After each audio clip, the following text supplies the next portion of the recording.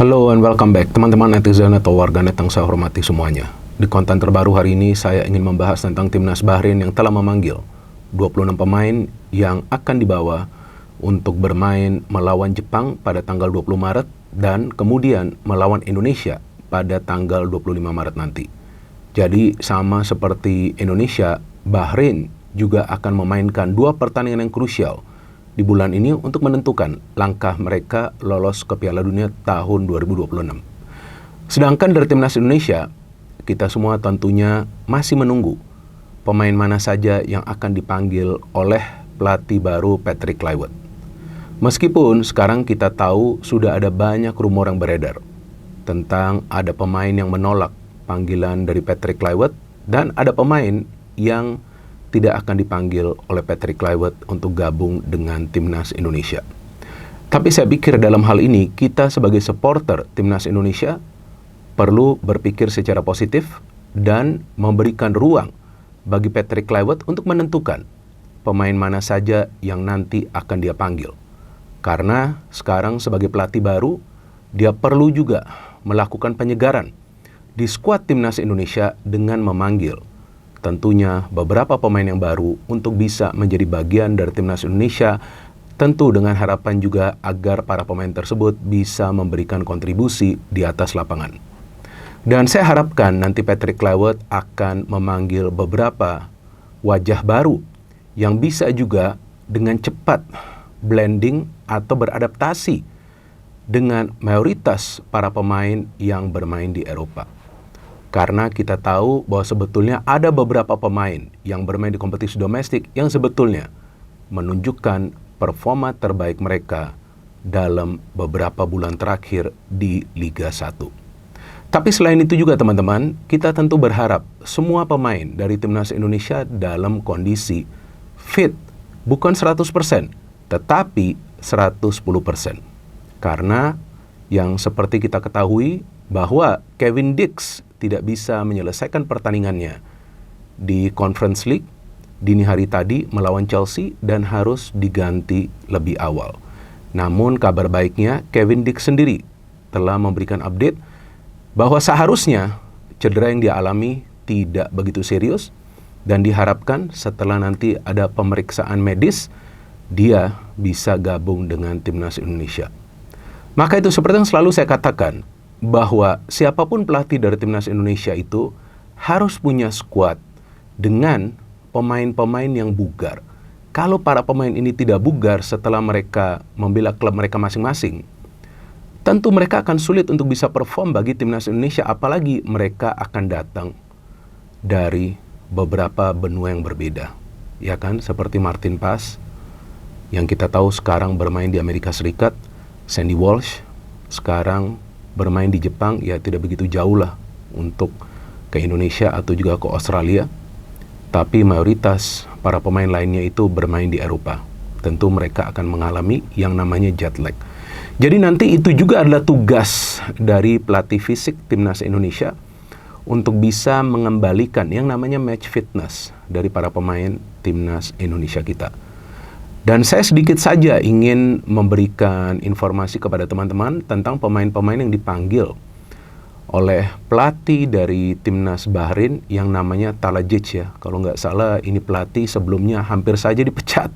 Tapi ternyata tiba-tiba Bahrain mulai mendapatkan poin dan baru saja Bahrain menjadi juara dari Piala Teluk. Sehingga memang ya posisinya untuk sementara ini aman.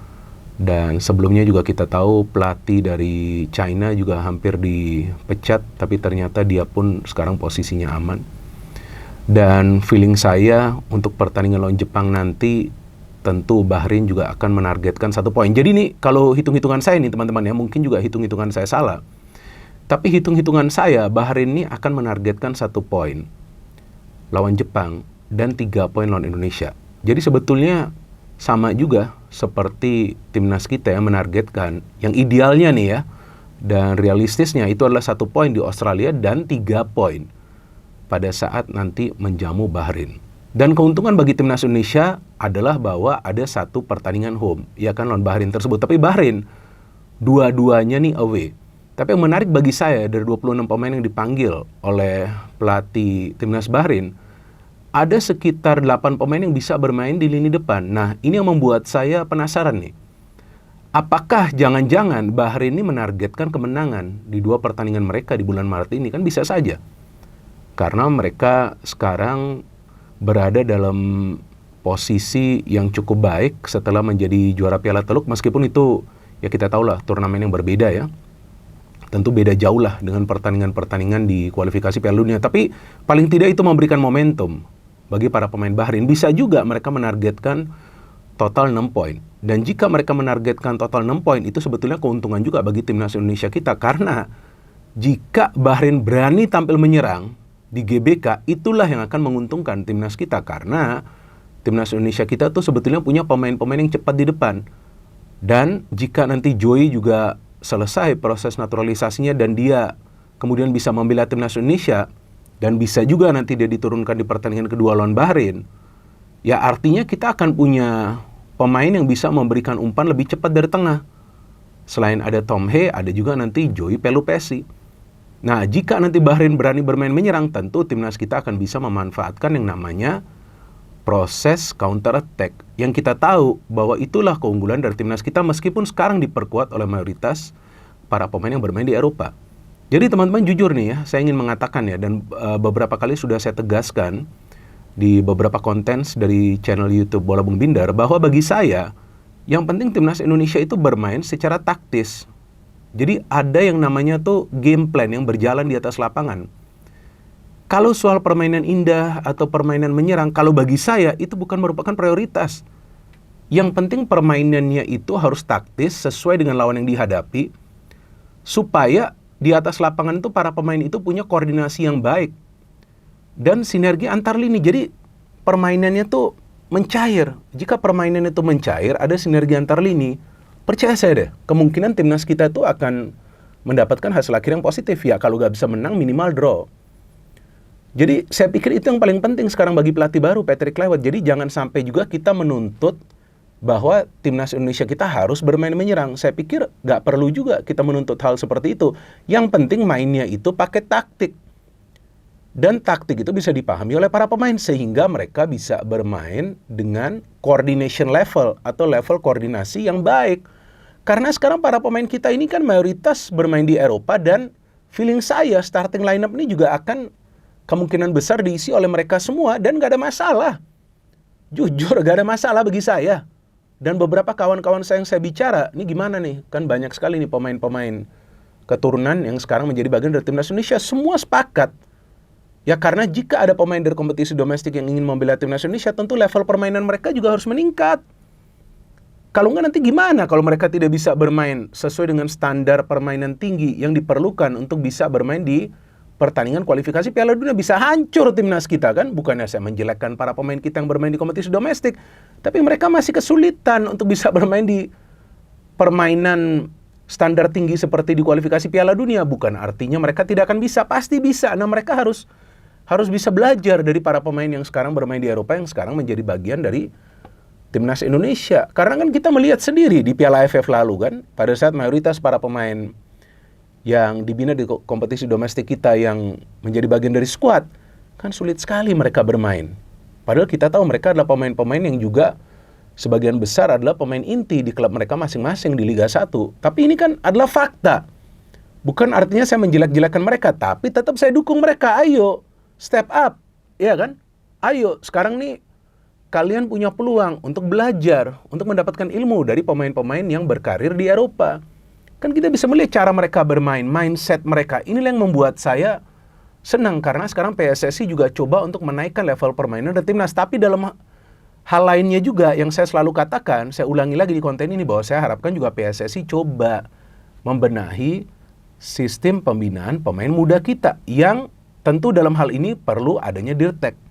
Kan katanya nanti akan ada Dirtek. Nah ini yang saya tunggu, Dirtek ini harus ada supaya nanti dia membentuk yang namanya filosofi permainan mulai dari grassroots level.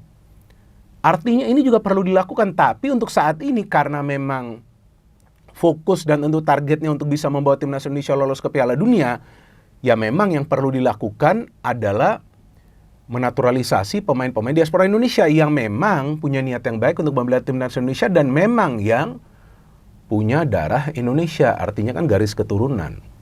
Jadi saya pikir ini sudah langkah yang bijak, langkah yang dalam track yang benar. Tapi selain itu juga kita harapkan nanti akan ada sistem pembinaan pemain usia muda supaya pemain-pemain kita nanti di generasi selanjutnya tuh bisa naik, ya kan, bisa main dengan standar tinggi seperti yang kita harapkan. Jadi semakin berkuranglah yang namanya salah passing atau blunder, atau juga tackling-tackling yang sebetulnya tidak perlu, yang memberikan kesempatan bagi para pemain tim lawan untuk bisa mencetak gol melalui situasi bola mati. Nah, Bahrain ini sebetulnya bukanlah tim yang kuat di Asia, tapi mereka adalah tim kuda hitam yang biasanya menyulitkan tim-tim kuat lainnya.